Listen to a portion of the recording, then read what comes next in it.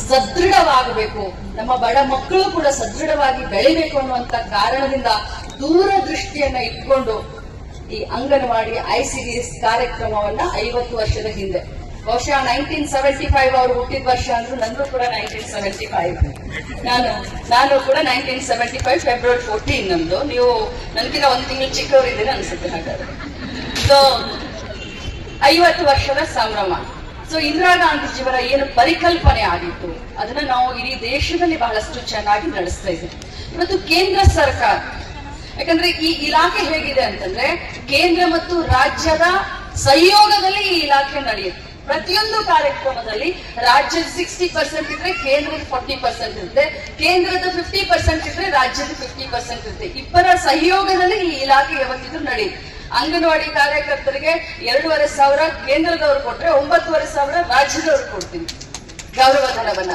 ಅಂದ್ರೆ ಪ್ರತಿಯೊಂದರಲ್ಲೂ ಕೂಡ ನಮ್ಮ ಇಬ್ಬರ ಒಂದು ಕಂಬೈನ್ ಡಿಸಿಷನ್ ಇದರಲ್ಲಿ ಇರುತ್ತೆ. ಸೊ ಇವತ್ತು ಕೇಂದ್ರದಲ್ಲಿ ನಮ್ಮ ಜ್ಯೋತಿ ಗಣೇಶ್ ಅವರ ಬಿಜೆಪಿ ಪಕ್ಷದ ಸರ್ಕಾರ ಇದ್ರೂ ಕೂಡ ಇಡೀ ದೇಶದಲ್ಲಿ ಹೈಯೆಸ್ಟ್ ಕೇಂದ್ರ ಸರ್ಕಾರದ ಅನುದಾನವನ್ನ ಯಾರಾದ್ರೂ ತೆಗೆದುಕೊಂಡು ಬಂದಿದ್ದಾರೆ ಅಂದ್ರೆ ಅದು ಅದು ಮಹಿಳಾ ಮತ್ತು ಮಕ್ಕಳ ಕಲ್ಯಾಣ ಇಲಾಖೆಗೆ ಅಂತ.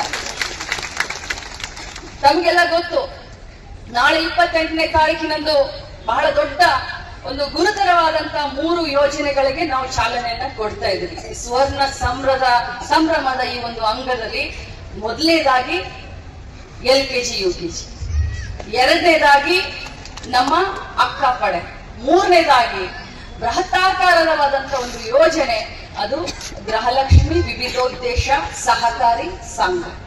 ಈ 3 ಯಾವ ರೀತಿಯಿಂದ ಬೆಳ್ಕೊಂಡು ಹೋಗ್ತವೆ ಅಂತಂದ್ರೆ 50 ವರ್ಷದಲ್ಲಿ 50,000 ಸ್ವಂತ ಕಟ್ಟಡವನ್ನ ಇಟ್ಕೊಂಡು ಕಾರ್ಯಭಾರವನ್ನ ಮಾಡ್ತಾ ಇದೆ. ಈಗ ನೀವು ಪ್ರೈಮರಿ ಎಜುಕೇಶನ್ ಮಿನಿಸ್ಟ್ರಿ ಅವರ ಇದನ್ನ ತೆಗೆದು ನೋಡಿ, ನಮ್ಮ ಇಲಾಖೆಯಲ್ಲಿ ಬಿಲ್ಡಿಂಗ್ ಅನ್ನ ತೆಗೆದು ನೋಡಿ, ಅವ್ರಿಗಿನ ಬಹುಶಃ ನಮ್ಮ ಇಲಾಖೆಯಲ್ಲಿ ಅಂಗನವಾಡಿಗಳು ಜಾಸ್ತಿ ಇದಾವೆ. ಯಾಕಂದ್ರೆ ಪ್ರತಿಯೊಂದು ಊರಿನಲ್ಲೂ ಕೂಡ ಎಷ್ಟು ಬೇಕಾಗುತ್ತೋ, ಎಷ್ಟು ಮಕ್ಕಳಿಗೆ ಅನುಕೂಲ ಆಗುತ್ತೋ ಅಷ್ಟು ಅಂಗನವಾಡಿ ಕಟ್ಟಡಗಳನ್ನ 50 ವರ್ಷದಲ್ಲಿ ನಾವು ಅಲ್ಲಿಂದ ಇಲ್ಲಿಯವರೆಗೆ ನಾವು ನಮ್ಮ ಇಲಾಖೆಯಲ್ಲಿ ಅಂಗನವಾಡಿ ಕಟ್ಟಡಗಳನ್ನ ಕಟ್ಟಿದೀವಿ. ನಾನು ಏನ್ ಹೇಳಲಿಕ್ಕೆ ಬಯಸ್ತೇನೆ ಅಂತಂದ್ರೆ 28ನೇ ತಾರೀಕು ಸುಮಾರು 5,000 ಹೊಸ ಅಂಗನವಾಡಿಗಳಲ್ಲಿ LKG UKG ಅನ್ನ ಗವರ್ಮೆಂಟ್ ಮಾಂಟೆಸರಿ. ಇವತ್ತು ಪ್ರಪಂಚ ಬೆಳೀತಾ ಇದೆ, ಸಮಾಜ ಬೆಳೀತಾ ಇದೆ.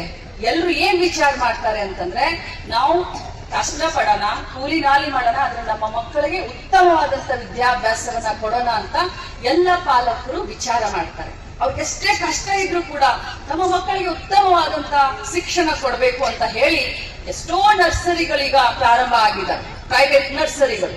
ಆ ಪ್ರೈವೇಟ್ ನರ್ಸರಿಗಳಿಗೆ 20,000, 30,000, 50,000, 80,000 ಫೀಸ್ ಕಟ್ಟಿ ತಮ್ಮ ಮಕ್ಕಳಿಗೆ 4 ವೀಲರ್ ನಲ್ಲಿ ಅದನ್ನು ಕೂಡ ಬಾಡಿಗೆ ಕೊಟ್ಟು ದೂರದ ಊರಿಗೆ ಕಳಿಸುವಂತ ಎಲ್ಲ ರೀತಿಯನ್ನ ತಾವು ನೋಡ್ತಾ ಇದ್ದಾರೆ.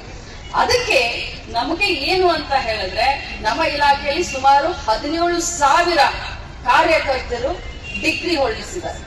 17,000 ನನಗೆ ಬಹಳ ಸಂತೋಷ ಅನ್ಸುತ್ತೆ. ಅದರಲ್ಲಿ 4,000 ಪೋಸ್ಟ್ ಗ್ರಾಜ್ಯುಯೇಟ್ಸ್ ಇದ್ದಾರೆ ಅಂಗನವಾಡಿ ಕಾರ್ಯಕರ್ತರು.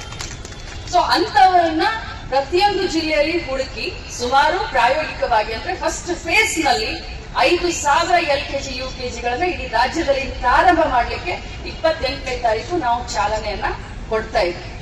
ಎರಡನೇದಾಗಿ ಅಕ್ಕ ಪಡೆ. ನನಗೆ ಇದ್ರ ಬಗ್ಗೆ ಬಹಳಷ್ಟು ವಿಶ್ವಾಸ ಇದೆ. ಅಕ್ಕ ಪಡೆ ಅನ್ನುವಂತ ಹೆಸರಿನಲ್ಲೇನೆ ಏನೋ ಒಂದು ಸೇಫ್ಟಿ ಫೀಲ್ ಆಗುತ್ತೆ. ಇವತ್ತು ನಮ್ಮ ಇಲ್ಲಿ ನಮ್ಮ ಮಹಿಳಾ ಕಾನ್ಸ್ಟೇಬಲ್ಗಳು ನಿಂತ್ಕೊಂಡಿದ್ದಾರೆ, ನಾವೆಲ್ಲ ಕೂತ್ಕೊಂಡಿದ್ದೀವಿ.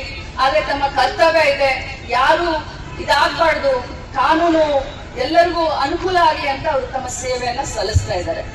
ಬಹಳಷ್ಟು ದೌರ್ಜನ್ಯಗಳು ಎಷ್ಟೇ ಸರ್ಕಾರಗಳು, ಯಾವುದೇ ಸರ್ಕಾರ ಇರಲಿ, ಅಲ್ಲಿಂದ ಇಲ್ಲಿಯವರೆಗೆ ಬಹಳಷ್ಟು ಬಾಲ್ಯ ವಿವಾಹವನ್ನ ತಡಿಲಿಕ್ಕೆ ನೋಡುತ್ತೆ. ಪೋಕ್ಸೋನ ಎಷ್ಟೋ ಬಾರಿ ನಾವು ಪ್ರಿವೆಂಟ್ ಮಾಡ್ಲಿಕ್ಕೆ ಇದನ್ ಮಾಡ್ತೀವಿ. ಎಷ್ಟೋ ಸಮಾಜದಲ್ಲಿ ಎಜುಕೇಶನ್ ಕೊಡ್ತಾ ಇರ್ತೀವಿ, ಸ್ಕೂಲ್ಗಳಲ್ಲಿ, ಕಾಲೇಜ್ಗಳಲ್ಲಿ.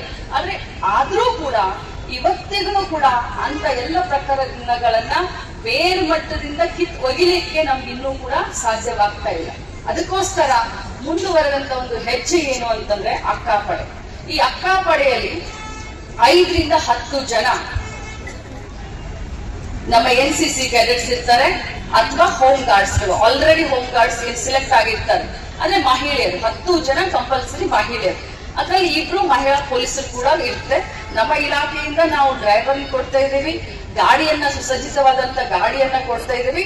ಈ ಅಕ್ಕ ಪಡೆಯ ಕೆಲಸ ಏನು ಅಂತಂದ್ರೆ 31 ಜಿಲ್ಲೆಯಲ್ಲಿ ಮತ್ತು 7 ಕಮಿಷನರೇಟ್, ಟೋಟಲ್ ಆಗಿ 37 ಕಡೆ. ಈ ಅಕ್ಕ ಪಡೆಯ ಕೆಲಸ ಏನು ಅಂತಂದ್ರೆ ದೇವಸ್ಥಾನದ ಹತ್ರ, ಗಾರ್ಡನ್ ಹತ್ರ, ಶಾಲೆಗಳ ಹತ್ರ, ಕಾಲೇಜ್ ಹತ್ರ, ಬಸ್ ಸ್ಟ್ಯಾಂಡ್ ಹತ್ರ, ರೈಲ್ವೆ ಸ್ಟೇಷನ್ ಹತ್ರ, ಗಾರ್ಡನ್ ಹತ್ರ ಅಥವಾ ಮಹಿಳಾ ಹಾಸ್ಟೆಲ್ಗಳ ಹತ್ರ ಗಸ್ತು ತಿರುಗುದು. ಮೊದಲನೇ 3 ತಿಂಗಳು ಸ್ವಲ್ಪ ನಮಗೆ ಶ್ರಮ ಪಡಬೇಕಾಗುತ್ತೆ. ಯಾಕಂತಂದ್ರೆ ಇದಕ್ಕೆ ಪಬ್ಲಿಸಿಟಿ ಸಿಗ್ಬೇಕು. ಅಕ್ಕ ಪಡೆ ಅಂದ್ರೆ ಏನು, ಅಕ್ಕ ಪಡೆ ಯಾವ ರೀತಿ ಮಹಿಳೆಯರಿಗೆ ಸಹಕಾರವನ್ನ ಮಾಡುತ್ತೆ, ಮಕ್ಕಳಿಗೆ ಯಾವ ರೀತಿ ಸಹಕಾರವನ್ನ ಮಾಡುತ್ತೆ ಅಂತ ಇದರ ನೇಚರ್ ಅರ್ಥ ಆಗಬೇಕು ಅಂದ್ರೆ ನಾವು 3 ತಿಂಗಳು ಪಬ್ಲಿಸಿಟಿ ಆಗಿರ್ಬೋದು, ಅವರು ಗಸ್ತು ತಿರುಗೋದನ್ನ ನಾವು ಮಾಡ್ತೀವಿ. ಪ್ರತಿಯೊಂದು ಸ್ಕೂಲ್ಗೆ ಭೇಟಿ ಕೊಡುತ್ತೆ ಈ ಅಕ್ಕ ಪಡೆ ಮೊದಲೇ 3 ತಿಂಗಳು. ಪ್ರತಿಯೊಂದು ಕಾಲೇಜ್ಗೆ ಈ ಅಕ್ಕ ಪಡೆ ಹೋಗಿ ಭೇಟಿ ಕೊಟ್ಟು ತಮ್ಮನ್ನ ತಾವು ಇಂಟ್ರೊಡ್ಯೂಸ್ ಮಾಡ್ಕೊಳ್ತಾರೆ. ಮಕ್ಕಳ ಎದುರುಗಡೆ ಎಲ್ಲರನ್ನೂ ಒಂದ್ ಕಡೆ ಅಸೆಂಬಲ್ ಮಾಡಿ, ನಿಮಗೆ ಏನಾದ್ರೂ ದೌರ್ಜನ್ಯ ಆಗ್ತಾ ಇದ್ರೆ, ಟೀಚರ್ ಗಳಿಂದ ಆಗ್ತಾ ಇದ್ರೆ, ನಿಮ್ಮ ಕ್ಲಾಸ್ ಮೇಟ್ ಗಳಿಂದ ಆಗ್ತಾ ಇದ್ರೆ, ಸ್ಕೂಲ್ ಬಿಟ್ಟಾಗ, ಕಾಲೇಜ್ ಬಿಟ್ಟಾಗ ಹೊರಗಡೆ ನಿಂತ ಗಂಡ್ ಮಕ್ಳು ಏನಾದ್ರೂ ಚಿಡಾಯಿಸ್ತಾ ಇದ್ರೆ, ನಿಮಗೆ ಮನೆಯಲ್ಲಿ ಹೇಳ್ಕೊಳ್ಳಕ್ಕೆ ನಿಮ್ಗೆ ಮುಜುಗರ ಆಗ್ತಾ ಇದ್ರೆ, ಪೊಲೀಸ್ ಸ್ಟೇಷನ್ ವರೆಗೆ ಬಂದು ಹೇಳ್ಕೊಳ್ಳಕ್ಕೆ ತಮಗೆ ಭಯ ಆಗ್ತಾ ಇದ್ರೆ, ನೀವು ನೇರವಾಗಿ ಅಕ್ಕ ಪಡೆಗೆ ಒಂದು ಫೋನ್ ಮಾಡಿ, ಅಕ್ಕ ಪಡೆಗೆ ಹೇಳಿ. ಅಕ್ಕನ ತರ ನಿಮ್ಮನ್ನ ಪ್ರೊಟೆಕ್ಟ್ ಮಾಡ್ಲಿಕ್ಕೆ ಎಲ್ಲ ರೀತಿಯಾದಂತ ಸಹಕಾರ ನೀಡ್ತೀವಿ. ಆ ರೀತಿ ಏನಾದ್ರೂ ಘಟನೆಗಳು ನಡೆದ್ರೆ 5 ನಿಮಿಷದಲ್ಲಿ ಅಕ್ಕ ಪಡೆ ಸನ್ನದ್ಧವಾಗಿ ಅವರ ಹತ್ರ ಹೋಗುವಂತ ಕೆಲಸವನ್ನ ನಾವಿವತ್ತು ಮಾಡ್ತಾ ಇದ್ದೀವಿ.